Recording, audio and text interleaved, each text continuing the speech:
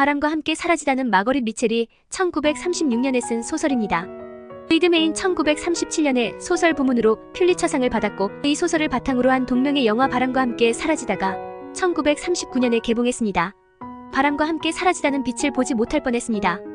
무명 작가가 쓴 방대한 양의 소설을 쉽게 출판할 출판사는 없었기 때문입니다. 마거릿 미첼은 어느 출판사의 직원에게 원고를 떠넘기다시피 맡겼습니다. 직원은 원고에 매료되었고 곧 출판이 결정되었습니다. 결국 미첼이 원고를 억지로 떠넘긴 덕분에 문학사의 한 획을 긋는 대작 바람과 함께 사라지다가 탄생했습니다.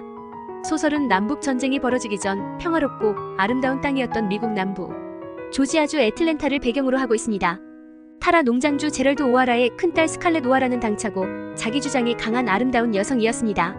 그녀는 애슐리를 사랑하고 있고 애슐리 역시 자신을 사랑하고 있다고 믿고 있지만 애슐리는 착하디 착한 멜라니와 결혼을 하고 말았습니다.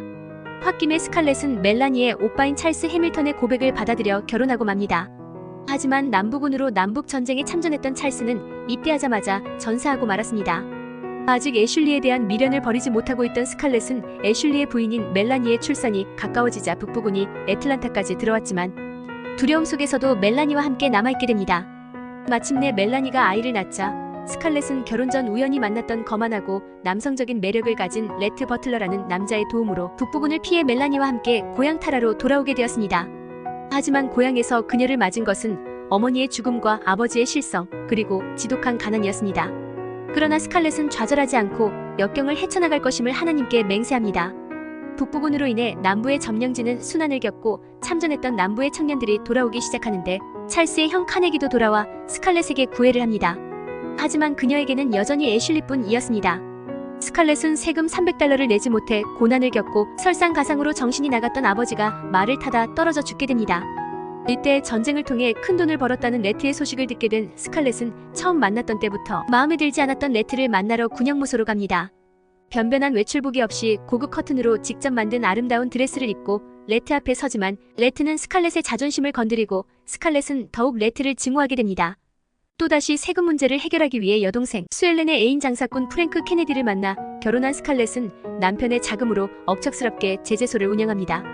이 일을 계기로 동생은 언니를 저주하지만 스칼렛은 개의치 않습니다. 그러나 주위의 만류에도 불구하고 혼자 나다니던 스칼렛은 흑인 슬럼가에서 성추행을 당합니다. 천만다행으로 과거 타라 농장에서 일했던 빅샘의 도움으로 무사히 빠져나오게 됩니다. 프랭크는 애슐리와 함께 스칼렛이 성추행당한 것을 보복하러 갔다가 살해당하고 말았습니다. 애슐리는 다행히 레트의 도움으로 목숨을 구합니다. 스칼렛은 평소 미워하는 감정에도 불구하고 돈 많은 레트의 청혼을 받아들여 레트와 재혼하게 됩니다. 스칼렛의 끝없는 애슐리에 대한 집착으로 레트와 스칼렛 사이에는 언제나 거리가 있었습니다.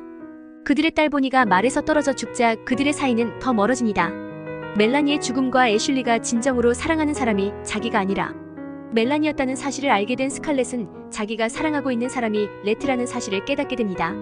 하지만 이미 애슐리에 대한 스칼렛의 집착에 마음이 멀어져간 레트는 스칼렛을 떠나고 말았습니다. 자신이 진정으로 사랑했던 사람이 레트였다는 사실을 안 스칼렛은 뒤늦게 레트를 되찾아야겠다는 다짐으로 고향 타라로 되돌아갑니다. 이 작품은 과거의 미국 사회와 남북 간의 갈등을 다룬 작품으로 그 당시의 사회적 풍경을 생생하게 묘사하고 있습니다.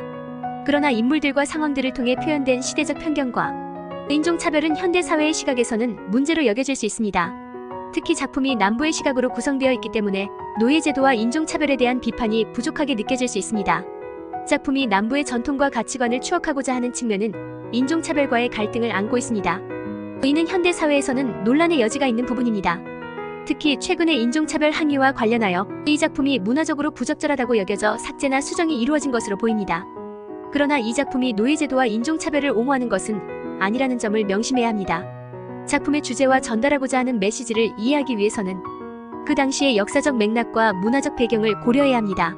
이러한 작품들은 당시 사회의 편견과 미국 역사의 어두운 면을 이해하는 데에도 도움이 될 수 있습니다. 유익하셨다면 구독과 좋아요 부탁드립니다.